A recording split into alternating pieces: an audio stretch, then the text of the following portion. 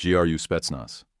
The GRU Spetsnaz are the oldest and most recognized special operations troops in Russia, serving under the main intelligence directorate of the General Staff. Their mission is to conduct deep reconnaissance, sabotage, and the elimination of strategic targets behind enemy lines. Created during the early Cold War, their purpose was to operate where regular troops couldn't, preparing the battlefield long before conventional forces arrived. Their operatives are trained to live off the land, infiltrate enemy logistics routes, and disrupt communications, effectively paralyzing command structures before an invasion. Training for GRU Spetsnaz is relentless. Recruits face psychological endurance tests, extreme cold exposure, live-fire navigation drills, and brutal unarmed combat courses. Every skill is tested under exhaustion and pressure to simulate real operations where mistakes mean death. Their bat-over-globe emblem represents stealth and reach across the world. They've been active across continents, performing missions in Vietnam, Angola, Afghanistan, and Cambodia.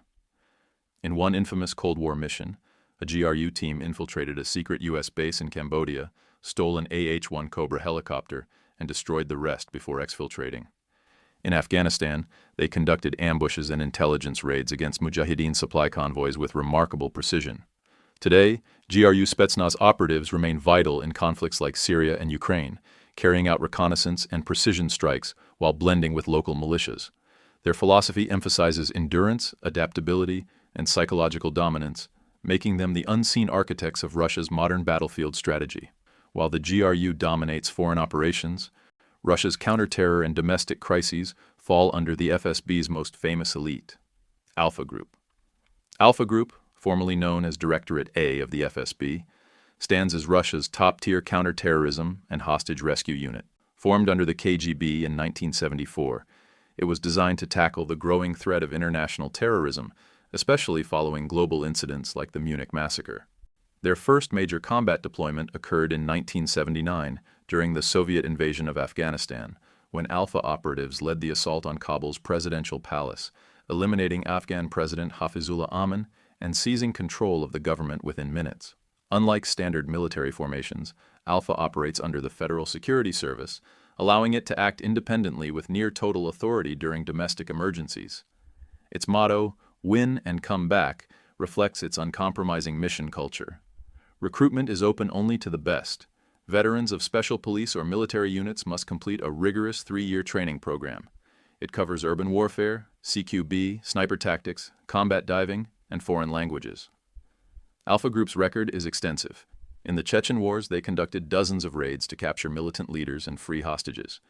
They've handled high-profile crises like the 2002 Moscow theater siege and the 2004 Beslan school incident. Despite tragic outcomes in both, their actions demonstrated Russia's willingness to deploy lethal force in high-stakes hostage scenarios. Today, Alpha Group consists of around 250 operators organized into multiple task teams across the country. Their responsibilities extend beyond terrorism. They protect top officials, secure embassies in war zones, and conduct covert operations abroad. Their unique blend of intelligence, discipline, and urban combat skill keeps them among the most elite units in the world. While Alpha handles domestic security, another FSB unit specializes in international sabotage and nuclear protection, Vympel. Vympel, officially Directorate V, was born in 1981 as the KGB's elite foreign sabotage unit. It was created to carry out deniable missions abroad, destroying power plants, disrupting infrastructure, and capturing or securing nuclear sites during wartime.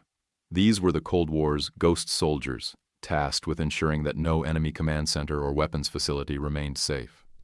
Their emblem, a sword piercing a shield, embodies their dual purpose, to defend Russian interests and strike with precision. Recruits are chosen from existing Spetsnaz or intelligence units, usually after at least 2 years of exemplary service. Their training goes far beyond combat. It includes espionage, counter-surveillance, foreign languages, demolitions, infiltration, and acting under civilian cover. Many train in Western disguise techniques to blend seamlessly in foreign environments. During the 1980s, Vympel was the KGB's global strike tool, with teams ready to infiltrate NATO territory to disable nuclear command sites if war broke out. After the Soviet collapse, the unit briefly lost its funding and purpose, but was later absorbed by the FSB. Under the new structure, Vympel took on the roles of counterterrorism, nuclear asset protection, and critical infrastructure defense. Today, Vympel operatives are believed to have been active in Syria, Ukraine, and even regions of Africa, securing Russian diplomatic sites and conducting reconnaissance against Western contractors. Within the Special Forces community, they are seen as the quiet professionals, the ones who complete the mission without ever appearing in the news. While Vympel and Alpha handle intelligence and internal crises, the airborne forces maintain their own elite formation, the 45th Guards Spetsnaz Brigade. The 45th Guards Spetsnaz Brigade is the pride of Russia's airborne forces, or VDV. Established in 1994 and elevated to brigade status in 2015, it was designed to merge the mobility of paratroopers with the precision of special operations troops. Its mission includes deep reconnaissance, sabotage, target acquisition, and securing landing zones behind enemy lines. Training within the 45th is exceptionally intense. Operators master parachuting, mountaineering, sniper tactics, and long-range patrols. They must be able to infiltrate silently, hold positions with minimal supplies, and coordinate with air assault units. In 2001, members of the 45th trained alongside the U.S. Army's 10th Special Forces Group in Kosovo, a rare example of U.S.-Russian cooperation. Despite political tension, both sides reportedly earned mutual respect. The unit's combat history is extensive. During the First Chechen War, its small teams executed surgical strikes in Grozny, seizing key buildings and eliminating rebel leaders without heavy casualties.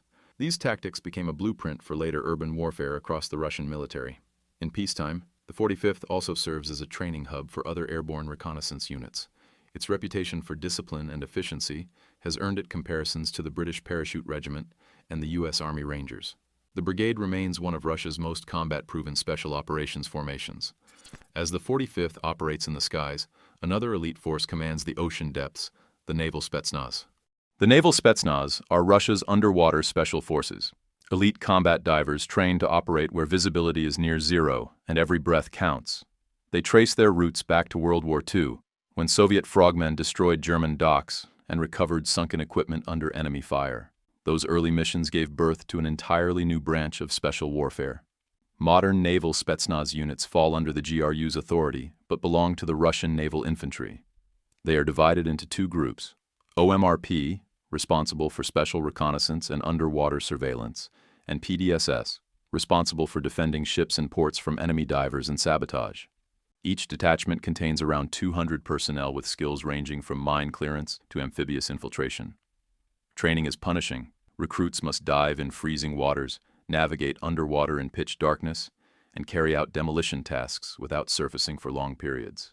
Candidates frequently lose consciousness during training due to oxygen deprivation, but quitting is not tolerated. Their operations cover both defensive and offensive tasks. In peacetime, they patrol ports, inspect ship hulls for explosives, and retrieve classified materials from wrecks. In wartime, they strike enemy coastal facilities, cut underwater cables, destroy bridges, and guide amphibious landings. In Syria, Naval Spetsnaz divers reportedly protected Russian naval facilities in Tartus, ensuring the security of supply routes. They are often compared to the U.S. Navy SEALs and Britain's SBS, but with a stronger focus on endurance over technology. These divers embody stealth and resilience, the unseen defenders of Russia's maritime front. To coordinate these elite capabilities under one modern command, Russia created the KSSO, its newest and most unified special operations structure. The KSSO, short for Komandovanie Sil Specjalnych Operacji, or Special Operations Forces Command, was officially formed in 2013. Its purpose is to bring all special operations under one centralized command, similar to the U.S. Joint Special Operations Command, JSOC. It operates directly under the Ministry of Defense and reports to the General Staff, giving it the authority to deploy anywhere in the world. Its first test came in 2014 during the seizure of Crimea. KSSO units executed the operation's opening phase, seizing airfields, ports, and government buildings before Ukrainian forces could respond. Their discipline and restraint led locals to nickname them the Polite People. The operation's success marked the KSSO's arrival as a world-class special operations force. In 2015, KSSO teams were deployed to Syria, where they coordinated airstrikes, rescued pilots, and targeted high-ranking insurgents. Their actions allowed Russian forces to stabilize key fronts rapidly. One KSSO sniper team, supported by drones, eliminated several militant commanders in a single coordinated ambush, demonstrating their integration of technology and precision tactics. KSSO operators train across multiple environments: skydiving, mountaineering, underwater operations, urban combat, and survival in hostile terrain. Their structure includes dedicated aviation units, cyber teams, and logistics elements, allowing them to function independently for extended periods. They are Russia's answer to the West's most advanced special forces, fast, autonomous, and technologically adaptive. In less than a decade, the KSSO has become the elite of the elite, executing missions that combine traditional warfare with cyber intelligence, psychological operations, and global power projection. Together, these units, GRU Spetsnaz, FSB Alpha, FSB Vympel, the 45th Guards Brigade, Naval Spetsnaz, and the KSSO, form the foundation of Russia's special operations power. Each fulfills a specific role. The GRU dominates foreign intelligence, Alpha leads counterterrorism, Vympel handles covert sabotage and nuclear security, the 45th specializes in airborne reconnaissance, the Naval Spetsnaz rule the sea, and the KSSO represents the modern unified strike command. Their combined strength lies not in technology, but in endurance, secrecy, and versatility. Whether operating in the deserts of Syria, the mountains of the Caucasus, or the depths of the Black Sea, these forces remain central to Russia's to conduct asymmetric warfare and strategic influence worldwide. From frozen tundra raids to covert strikes deep behind enemy lines, the Russian Spetsnaz defined a ruthless style of warfare. Yet on the other side of Europe, the British forged their own legacy, one built on precision, intelligence, and global reach. Continue the mission in every British Special Forces explained in detail, where we uncover the SAS, SBS, and the covert world that inspired special operations worldwide.